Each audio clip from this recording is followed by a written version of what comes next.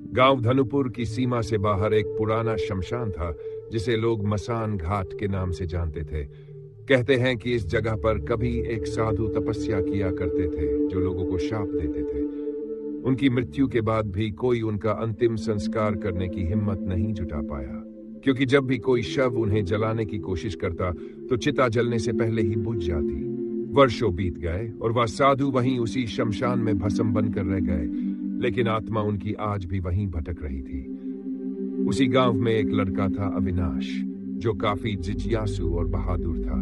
वह भूत प्रेतों की कहानियां सुनकर हंसता था और कहता था कि ये सब सिर्फ डराने के लिए बनाई जाती है। गांव के बुजुर्गों ने उसे कई बार समझाया कि शमशान की ओर रात में जाना मना है, लेकिन अविनाश को इन बातों में मजा आता था। एक दिन गांव में किसी बाबा ने आकर भविष्यवाणी की कि इस बार की पूर्णिमा की रात कोई युवक मसान घाट में प्रवेश करेगा और उसके साथ कुछ ऐसा घटेगा जो आने वाले वर्षों तक इस गांव की आत्माओं को चैन नहीं लेने देगा। लोग इस भविष्यवाणी को सुनकर कांप उठे, लेकिन अविनाश ने ठान लिया कि वह उस रात शमशान में जाएगा और वहां रात बिताकर दिखाएगा। जैसे जैसे पूर्णिमा की रात नजदीक आती गई, गांव का माहौल भारी होता गया। लोग अपने घरों में नींबू मिर्च लटकाने लगे, दरवाजों पर गोबर से आकृतियां बनाने लगे, यहां तक कि मंदिर का पुजारी भी गांव छोड़कर चला गया। लेकिन अविनाश अपने इरादे पर अडिग रहा और फिर वो रात आई। रात के 10 बजे अविनाश ने अपनी थैली में एक टॉर्च, कुछ अगरबत्तियां, माचिस और एक लोहा रखा और निकल पड़ा मसान घाट की ओर। रास्ता घना और सुनसान था। चांद की रोशनी बबूल के कांटों से छनकर जमीन पर भूतिया आकृतियां बना रही थी। हर ओर अजीब सी खामोशी थी, जैसे पूरा जंगल सांस रोक कर देख रहा हो कि आज कोई मनुष्य आत्माओं के क्षेत्र में कदम रखने वाला है। जैसे ही अविनाश शमशान के फाटक पर पहुंचा, एक कुत्ता उसके सामने आकर भौंकने लगा, लेकिन अगले ही पल उस कुत्ते के मुंह से आवाज नहीं बल्कि एक औरत की चीख निकली, जिसे अविनाश का दिल जोर से धड़कने लगा। लेकिन वह पीछे नहीं हटा। उसने टॉर्च जलाया तो सामने टूटे हुए चबूतरे पर कोई बैठा हुआ दिखा। उसका चेहरा नीचे झुका हुआ था और बाल जमीन तक लटक रहे थे। अविनाश ने सोचा कि शायद कोई साधु होगा, लेकिन जैसे ही उसने कदम बढ़ाया, उस आकृति ने गर्दन घुमाई और उसकी आंखें ऐसी जलती हुई दिखी जैसे 2 अंगारे हो। अविनाश ठिठक गया, लेकिन पीछे देखता तो कोई रास्ता नहीं दिखता। वो शमशान अब चारों ओर से घने कुहासे से ढक चुका था।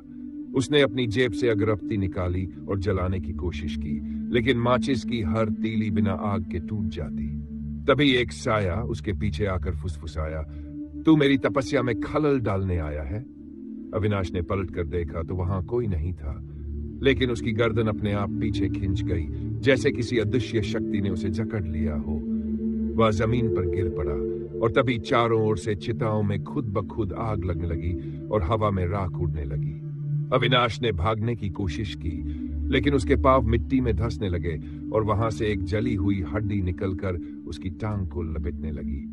तभी उसे याद आया कि उसके दादा कहते थे, शमशान में फांसे तो अपनी सांसों को गिनना मत, वरना आत्मा तुझसे पहले गिन लेगी। लेकिन अब बहुत देर हो चुकी थी। अविनाश ने देखा कि वहां मौजूद हर आकृति उसे घूर रही है। कोई सिर कटा था, कोई लटक रहा था, कोई चिता पर बैठा मुस्कुरा रहा था। एक औरत जो पूरी काली थी और जिसकी आंखें नहीं थी, उसके कानों में कुछ फुसफुसाने लगी। अब तेरा नाम भी इस शमशान की मिट्टी में लिखा जाएगा, अब तू भी हमारा हिस्सा है। अविनाश चीखा, मैंने कुछ नहीं किया, मुझे जाने दो। लेकिन आत्माएं कहने लगीं, जो यहां आता है वो लौटता नहीं, अब तू भी वो देखेगा जो मृत आत्माएं भी नहीं देखना चाहती। तभी जमीन फटी और वहां से एक गड्ढा बना, जिसमें से एक शव उठता हुआ अविनाश की ओर बढ़ने लगा। उसके शरीर से कीड़े गिर रहे थे और उसके मुंह से धुआं निकल रहा था। अविनाश ने अपनी आंखें बंद की और एक जोरदार चीख मारी, लेकिन उसके बाद जो हुआ वो पूरे गांव में आज तक याद किया जाता है। अगले दिन सुबह कुछ लोग मसान घाट की ओर गए तो देखा वहां किसी चिता पर ताजा राख पड़ी थी और उस पर एक नाम लिखा था, अविनाश। और उसी के पास टॉर्च टूटी हुई मिली। उसके थैले के सामान जलकर खाक हो चुके थे। लेकिन सबसे डरावनी बात यह थी कि वहां किसी ने भी चिता नहीं जलाई थी। गांव के पुजारी ने जब यह दृश्य देखा तो कहा, अब मसान घाट की आत्माओं को एक नया साथी मिल गया है। अब हर पूर्णिमा को उसकी आत्मा वहां बैठे थे लोगों को घूरती है और कहती है, मुझे माफ कर दो, मैं सिर्फ जानना चाहता था। लेकिन अब उसे कोई माफी नहीं मिलती, क्योंकि शमशान ने उसकी सांसों की गिनती खुद पूरी कर ली थी।